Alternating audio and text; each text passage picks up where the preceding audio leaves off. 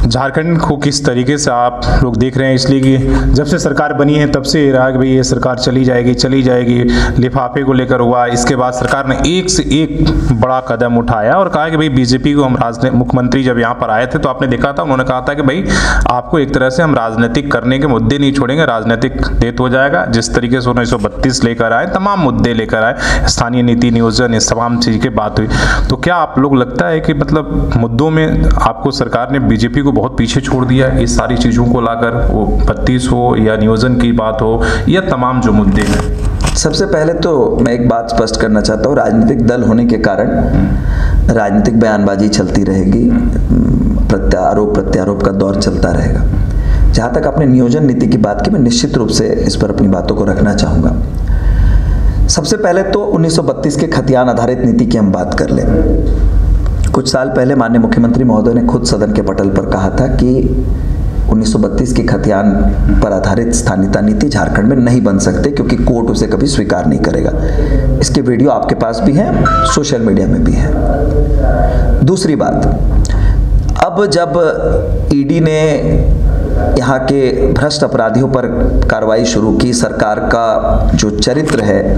और भ्रष्टाचार में जो संलिप्तता जब बाहर आने लगी पदाधिकारियों की, तो एक इमेज मेकओवर के लिए 1932 के खतियान के आधार पर नियोजन नीति को फिर से सामने लाया गया। स्पेशल सेशन बुलाया गया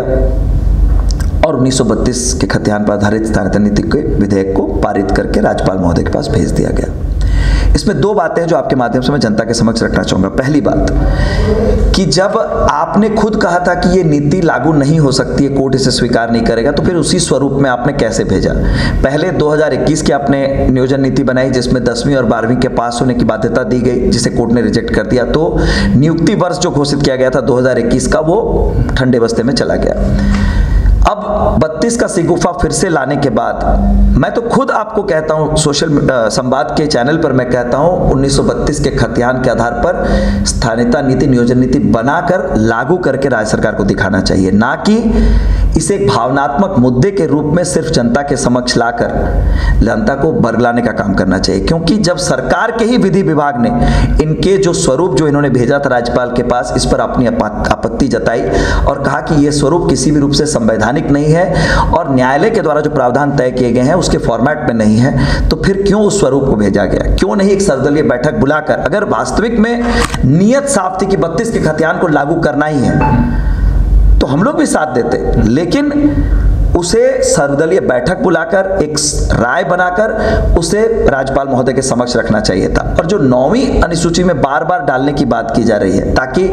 न्यायालय पे उसे चैलेंज नहीं किया जा सके, इसी उद्देश्य के साथ उसे 9वीं अनुसूची में भेजने की बात की जाती है। लेकिन ये क्लियर है कि 9th शेड्यूल में कौन सा मैटर जाएगा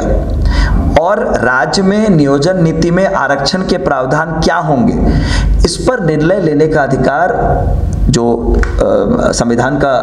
क्लॉज 16 है उसमें क्लियरली कहा गया है कि ये राज्य की विधानसभा को इसकी शक्ति नहीं है, लोकसभा को है। तो फिर ये जानते हुए आपने इस बात को क्यों जनता से छुपाकर सिर्फ एक भावनात्मक मुद्दा बनाकर इसे विधानसभा से पारित कराया, स्पेशल सेशन बुलाकर? अगर पहले दिन से ही, जो मैं झारखंड मुक्ति मोर्चा में आदरणीय हेमंत सोरेन जी नेता प्रतिपक्ष हुआ करते थे, मैं उनके साथ था, हम लोगों ने 3 वर्ष तक सिर्फ 32 के आधार पर स्थानीयता नीति, या मैं तो कहता हूं जहां पर भी लास्ट सेटलमेंट जब हुआ है, जहां 64 में लास्ट सेटलमेंट हुआ, जो लास्ट सेटलमेंट ईयर उसके आधार पर स्थानीयता नीति बननी चाहिए या नियोजन नीति बननी चाहिए। अगर उसके उस विषय पर गंभीर होते, आपके घोषणा पत्र में भी था विधानसभा के चुनाव जब हुए थे, उसी समय आप ये निर्णय लेते सर्वदलीय बैठक बुलाकर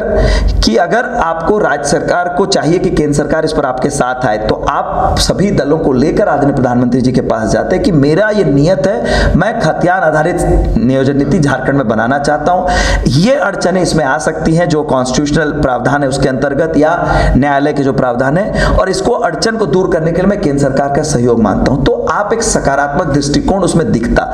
3 साल तक कभी 2021 में नई नियोजन नीति, कभी नियुक्ति वर्ष, कभी 32 पर नहीं बन सकती है नियोजन नीति, कभी घोषणा कर देना कि हम लोग विधेयक बनाकर पास कर दिए, विजय जुलूस निकाल दिया गया, लगता है कि वो नीति लागू हो चुकी है। तमाम जो एक नैरेटिव सेट किया गया उद्देश्य ये कि ठीकरा जो है वो केंद्र सरकार पर फोड़ा जा सके कि केंद्र सरकार की वजह से यहाँ पर नियोजन नीति नहीं बन रही है। और अब राज्य ऐसे मुकाम पर खड़ा है, 3.5 साल होने को है, 1 साल के बाद चुनावी वर्ष आ जाएगा।